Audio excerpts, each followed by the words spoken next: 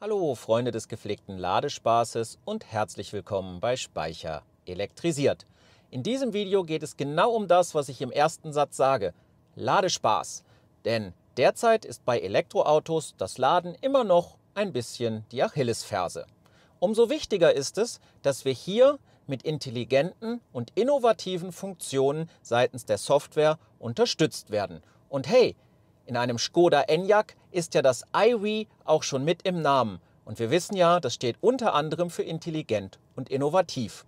Und darum schauen wir uns in diesem Video an, wie uns der Skoda Enyaq rund um das Thema Laden softwareseitig unterstützt. In diesem Sinne, auf geht's!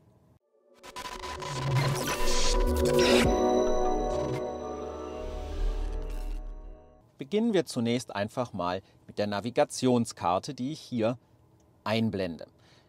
Diese Navigationskarte mag vielleicht vom Design her schlicht sein, manche haben hier lieber Satellitenbilder, doch sie ist, was das angeht, sehr funktional. Wenn ich jetzt hier ein bisschen rauszoome, dann sehen wir unter anderem auch, dass diese Karte in der Lage ist, uns Ladesäulen gleich mit der entsprechenden Ladestärke anzuzeigen und uns somit das Auffinden, das spontane Auffinden einer Ladesäule vereinfacht. Wenn wir weiter rauszoomen, dann bekommen wir auch die sogenannte Reichweitenwolke zu Gesicht. Das ist diese weiße Linie, diese gezackte hier herum. Das ist die momentan mögliche Reichweite mit meiner Batteriefüllung.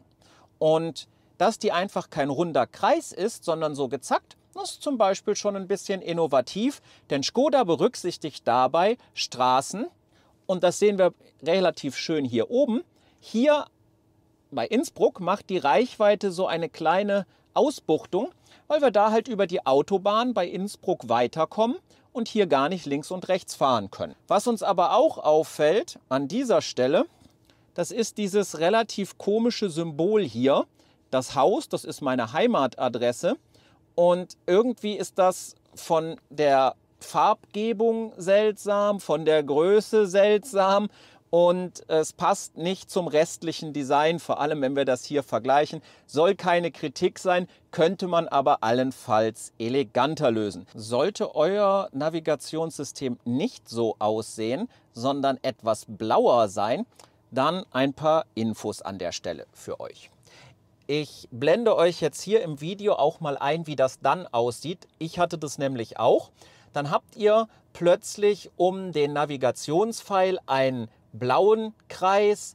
Alle Symbole in der Navigation sind auch blau. Und wenn ihr nicht die nordwärts orientierte Ausrichtung der Karte benutzt, dann fällt der Symbolpfeil, also der Richtungspfeil, und auch der runde Kreis einfach unten aus dem Bildschirm raus. Man könnte sogar das Gefühl bekommen, man sitzt ein bisschen in einem ID.4. Und das geht so weit, dass sogar, wenn ihr eine Route plant, die Navigationsstrecke auch blau ist. Naja, normalerweise sollte das alles grün sein. Jetzt habe ich eine gute und eine schlechte Nachricht für euch. Die gute Nachricht ist, das kann mit einem Update des Steuergerätes behoben werden. Die schlechte Nachricht, das geht nicht OTA, also nicht over the air. Ihr müsst dafür zu eurem Skoda-Händler fahren und es dort vor Ort machen lassen. Machen wir weiter mit den Navigationsfunktionen, und wenn ihr hier auf Ziele geht und untersuche, dann habt ihr hier das praktische Symbol mit der Stromladestation und es wird der Suchbegriff Ladestation eingegeben, und wie ihr seht, findet er dann nach Distanz sortiert auch alle möglichen Ladestationen in der Nähe. Das ist praktisch, wenn ihr auf der schnellen Suche nach einer Ladestation seid. Was hier nicht praktisch ist, ihr habt keinen Filter. Ihr könnt hier nirgendwo sagen, ich hätte gerne Ladestationen mit einer Mindestladeleistung. Bevor ich jetzt in die Routenplanung und die damit verbundenen Hürden einsteige, ja, dazu gibt es schon ein Video auf diesem Channel, die Ladetests und die Ladeplanung, in denen ich der Sache auf den Grund gehe. Ich habe es euch mal hier oben eingeblendet, steht auch unten in der Beschreibung. Nichtsdestotrotz möchte ich es hier einfach nochmal erwähnen, weil es von der Softwareseite auch hier zum Thema Laden und Ladefunktionen und Unterstützung des Fahrers dazugehört. Und beginnen wir damit, dass wir eine entsprechende Ladeplanung oder Routenplanung machen. Wir wählen also zunächst ein Ziel aus. Wie in meinem letzten Video fahren wir nach Hause, also da, wo der Enyaq geboren ist, nach Mladá Boleslav und schauen mal, was jetzt passieren wird. Er wird die Route berechnen. Das ist auch kein Problem soweit. Er braucht dafür etwas länger. Es ist auch ein recht weiter Weg, aber für mich ist das in Ordnung. Auch hier, ihr seht jetzt wieder die Reichweitenwolke. Ihr seht auch grob, wo der erste Ladestopp stattfinden soll und dass er 3 Ladestopps eingeplant hat. Wenn ihr das jetzt hier aufblättern wollt, könnt ihr natürlich dort drücken. Manchmal geht es auch mit der Wischgeste hier unten. Das klappt nicht immer. Jetzt hat es geklappt. Wunderbar. Und ihr seht, er plant mir die 50 kW Charger hier ein. 3 an der Zahl. Hier direkt der Hinweis, wer es genau wissen will, ab ungefähr Minute 28 in dem verlinkten Video, schaut euch das an. Der Grund, warum hier zu schwache Charger eingeplant werden, liegt darin, dass im Steuergerät des Infotainments falsche Basiswerte konfiguriert sind. Euer Enyaq glaubt, dass er, zumindest ist es bei mir und bei vielen, die ich kenne, der Fall, ein 50 kW Basis-Ladepaket hat, also nicht das beschleunigte Laden mit 100 respektive 125 kW und dass er die kleine Batterie hat. Darauf beziehen sich hier drüben diese Zeiten. Das heißt, ihr müsstet jetzt, wenn ihr schneller laden wolltet, umplanen. Also, ihr geht zunächst auf die Säule, die euch nicht gefällt. Also sage ich, weitere Ladestationen. Um weitere Ladestationen im Umkreis der geplanten zu sehen. Die findet er hier auch. Und auch hier wieder, ihr habt keine Filtermöglichkeit. Ihr könnt jetzt hier nicht sagen, zeigt mir nur Säulen mit mindestens so und so viel Ladeleistung an. Macht aber nichts, wir sehen, relativ nah ist ein 350 kW Charger von Allego und den möchte ich jetzt haben. Dann drücke ich da drauf und ihr seht, der ist gar nicht so weit weg. Und dann sage ich, hier laden. Und jetzt plant er diesen Charger ein anstelle des 50 kW Chargers. Machen wir weiter. Jetzt müssten wir quasi sagen, ja, aber an dem möchte ich auch nicht laden. Der ist mir zu langsam.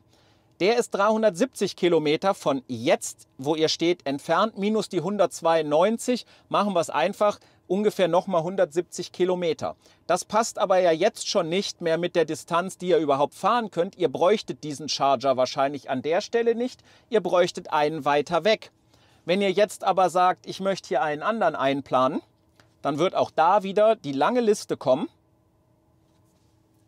Und dann fängt die lange Suche an. Und jetzt ist da in der Nähe erstmal, da hätten wir einen 350er. Jetzt wähle ich den aus. Jetzt kommt der hier, wird mir auch angezeigt. Dann sagt er hier 349 Kilometer ist der weit weg. Das würde mir jetzt immer noch nicht passen, weil das sind dann nur 150 Kilometer. Und ihr seht, wie aufwendig das wird, wenn ich jetzt versuche, einen Charger in geeigneter Distanz zu finden. Ich plane jetzt einfach mal diesen hier ein. Dann wird die Route wieder neu berechnet. Und jetzt ist es passiert. Seht ihr das? Jetzt habe ich 4 Charger auf der Gesamtstrecke bekommen. Und das ist der Moment, wir können auch das nochmal hier drüben aufklappen. Jetzt hat er mir einen 59er hier eingeplant. Das könnt ihr jetzt so lange durchexerzieren, wie ihr wollt. Ihr kommt hier nicht auf eine vernünftige Ladeplanung. Das funktioniert einfach hinten und vorne nicht. Das ist aus meiner Sicht komplett unbrauchbar. Manuelles Planen ist ein Krampf mit diesem Navigationssystem und deswegen breche ich an dieser Stelle auch ab, denn das ist aus meiner Sicht weder intelligent noch innovativ. Was ich mir an dieser Stelle übrigens wünschen würde, das wäre hier im Setup der Navigation. Hier würde ich mir jetzt gerne 2 Konfigurationsoptionen wünschen. Und zwar ist das eine, dass ich einstellen kann, was ist die minimale Kilowattleistung an Chargern, die er in der Planung berücksichtigen sollte. Weil es kann ja auch sein, dass ich akzeptiere, an einen 100 kW Charger zu fahren, auch wenn ich schneller laden kann. Und das andere, was ich hier einstellen möchte, ist, dass ich mit einem maximalen Akkustand von x% an die Säule möchte. Und nicht mit den 20 oder 18%, die mir Skoda vorgibt. Weil ich bin jemand, der fährt am liebsten zwischen 7 bis 10% an die Säule. Hier einfach 2 Konfigurationsoptionen einführen, die dann direkt von der Ladeplanung berücksichtigt werden, würden aus meiner Sicht enormen Mehrwert bringen und es wird nicht allzu schwierig sein, das in eine Software einzubringen. Stand heute habt ihr dafür aber keine Möglichkeit der Einflussnahme.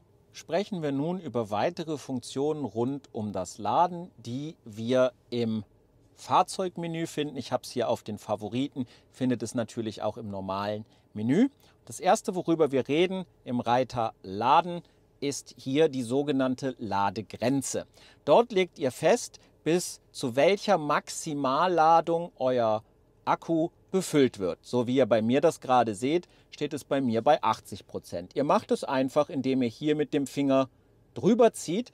Und was ihr auch seht, unter 50% könnt ihr nicht einstellen. Das hat aber natürlich noch weitere Auswirkungen. Ich habe im Hintergrund bewusst einmal die Navigation angelassen, denn die Navigation, jetzt immer noch nach Mlada Boleslav, zieht sich diesen Wert ebenfalls, ja, auch wenn sie jetzt gerade bei mir nicht richtig funktioniert. Und jetzt stellen wir diesen Wert mal auf 60% und gehen zurück zu unserer Navigation.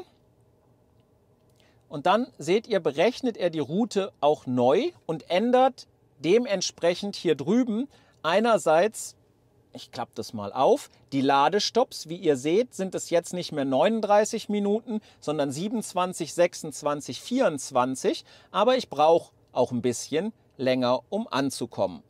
Machen das nochmal. Ich ziehe die Ladegrenze jetzt auf 80% hoch. Wir gehen zurück zur Navigation. Und jetzt seht ihr, wenn wir das aufklappen, er hat die Ladezeiten wieder korrigiert. Die sind jetzt höher. Und spannend auch an der Stelle, bei der jetzigen Neuplanung hat er hier einen 150 kW Charger gezogen, keinen 50er. Ihr seht, er kann auch trotz der falschen Basiswerte leistungsfähigere Charger ziehen, macht das aber meistens nicht. Aber Navigation haben wir durch, es geht jetzt weiter um das Menü. Soweit einfach mal zu dieser Ladegrenze hier unten. Im Alltag 80%. Wenn ihr die Frage habt, warum 80%, dann schaut doch das Video zum Thema Ladetest und Ladeplanung. Da gehe ich da ein bisschen näher drauf ein. Bleiben wir kurz in dem Screen. Dann habt ihr hier oben noch zwei Optionen. Einerseits AC-Ladestrom reduzieren.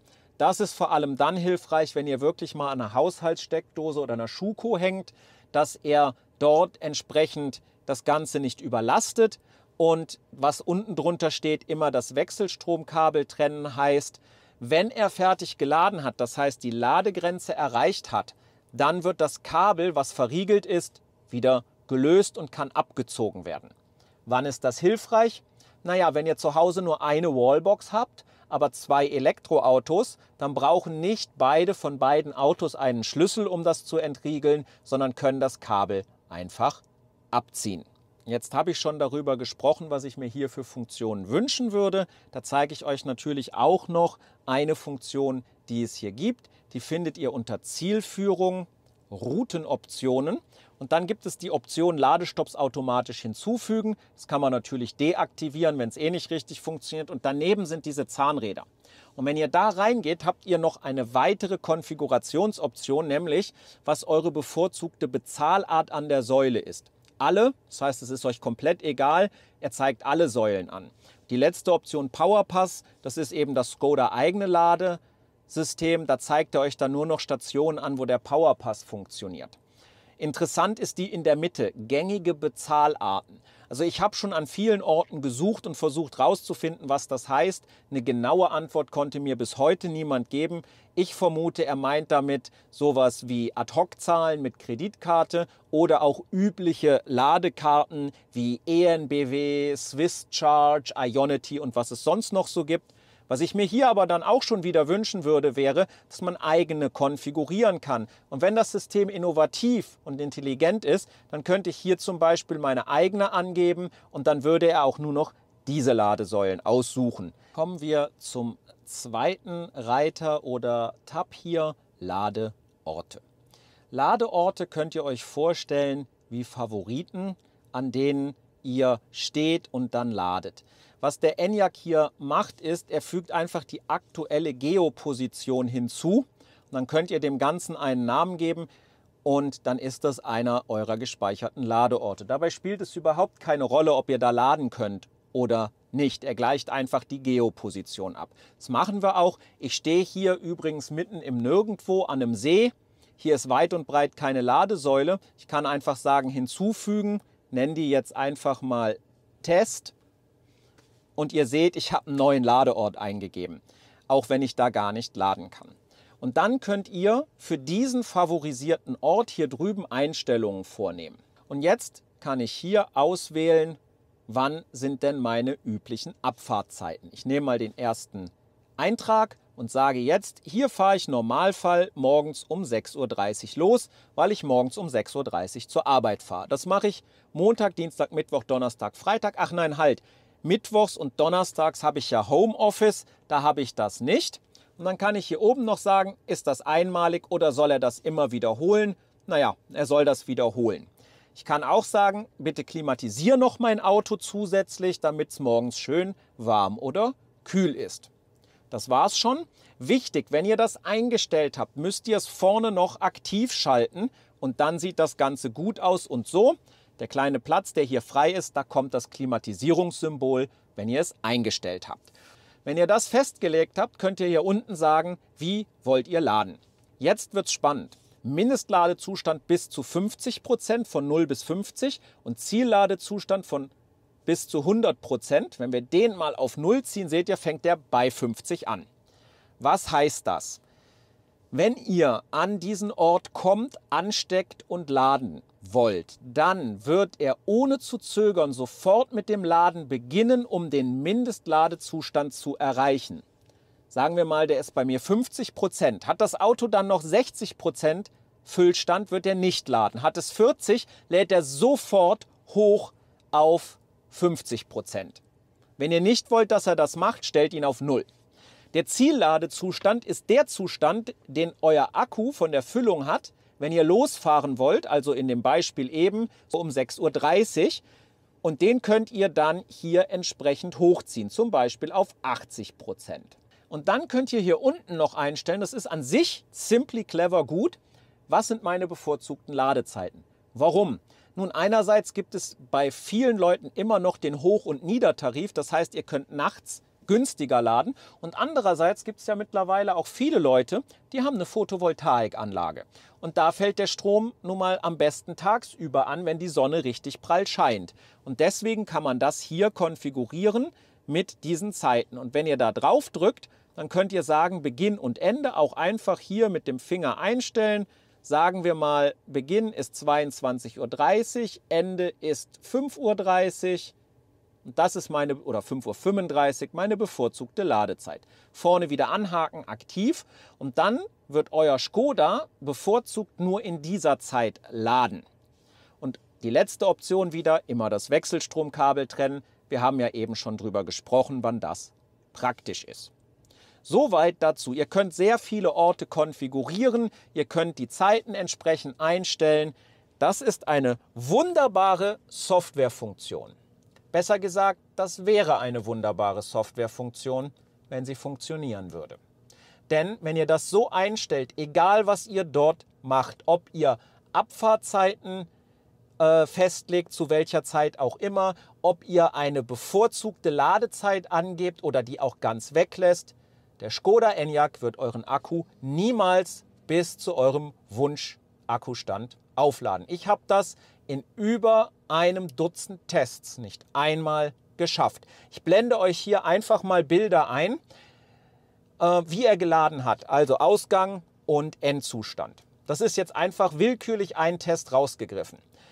In dem genannten Beispiel war der Akku auf 61% und ich wollte 80% haben. Die Menge scheint er völlig freiwillig variabel festzulegen. Wenn ihr euch also darauf verlasst, dass diese Kiste dann so vollgeladen ist, wie ihr es erwartet, tut mir leid, das macht der Stand heute nicht. Diese Software, die das steuert, ist komplett verbuggt.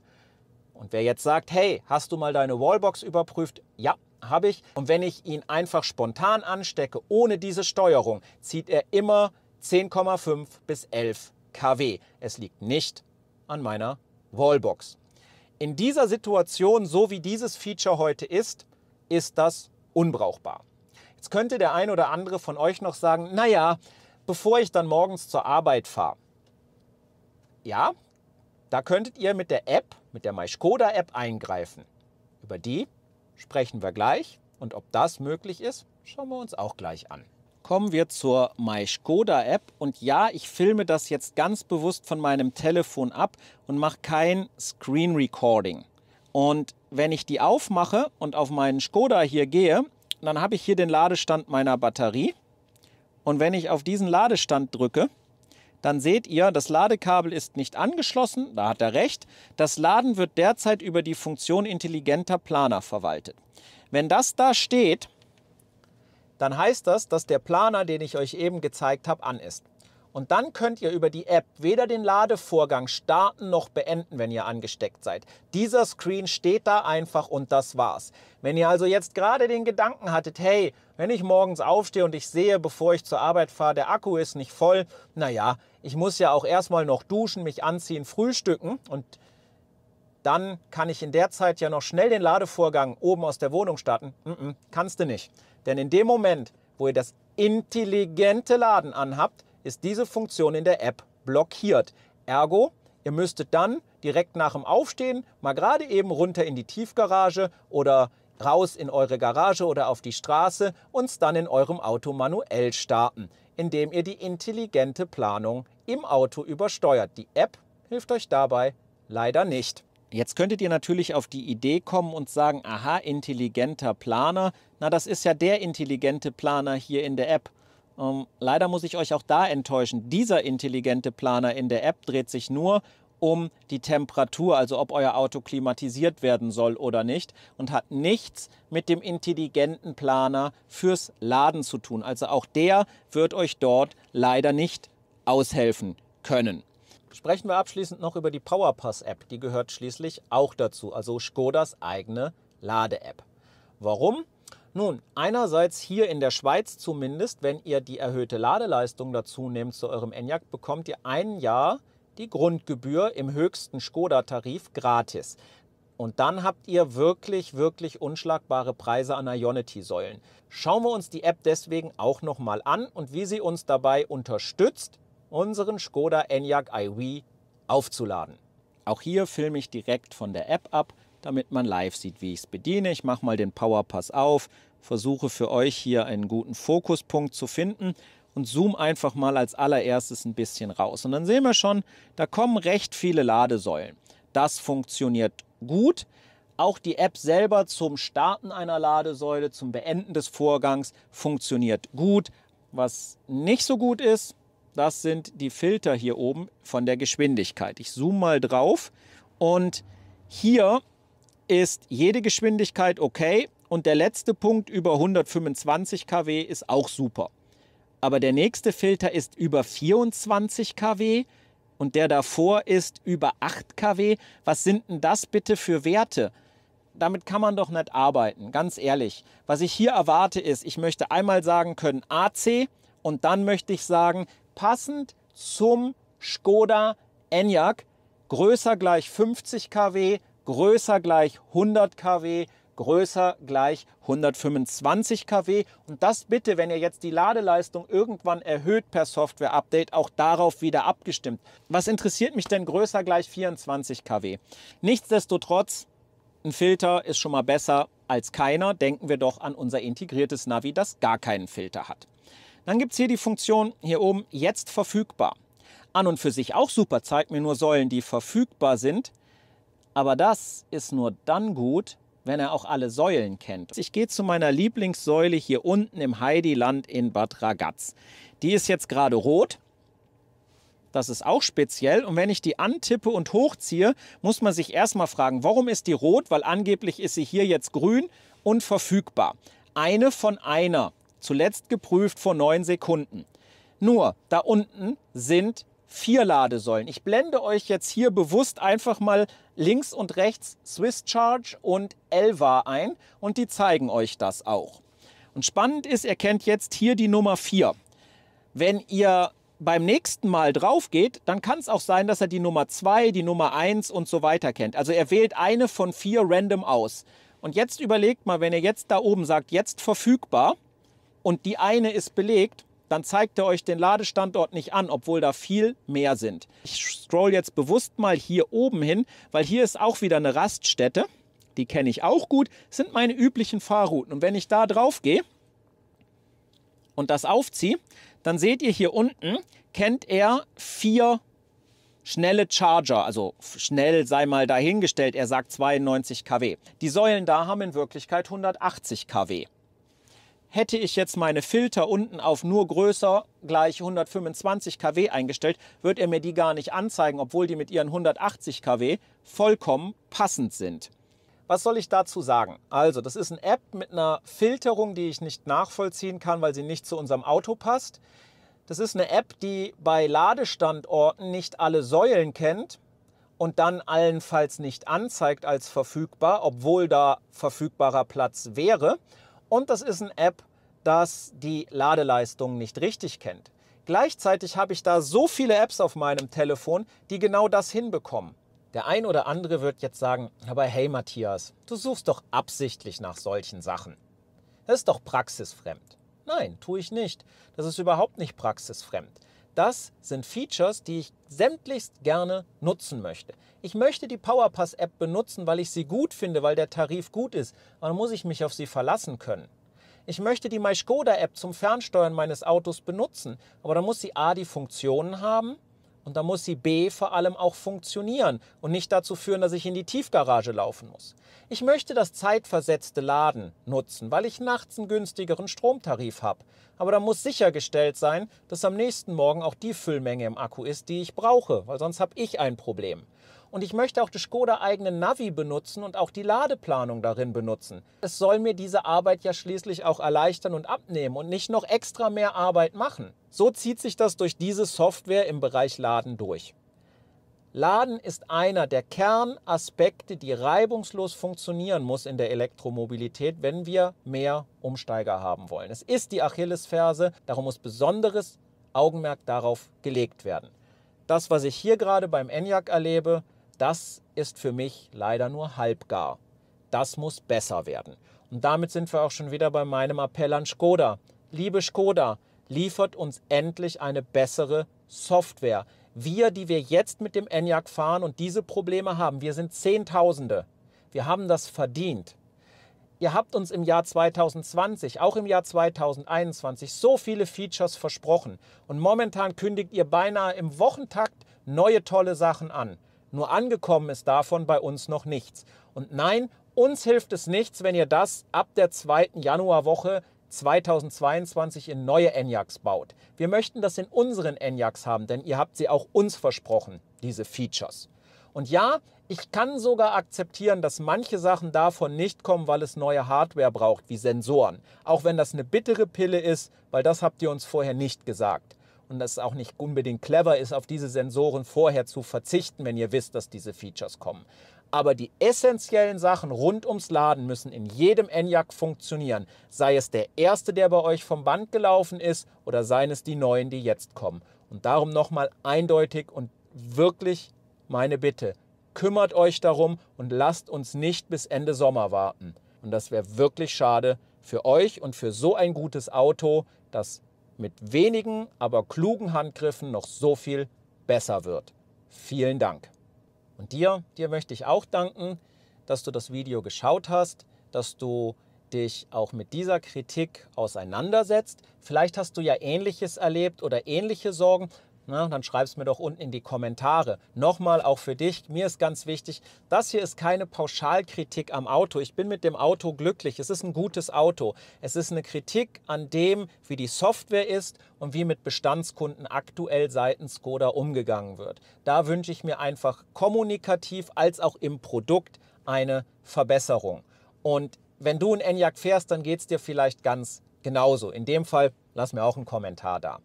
In diesem Sinne, wir sehen uns dann im nächsten Video. Bleib energiegeladen.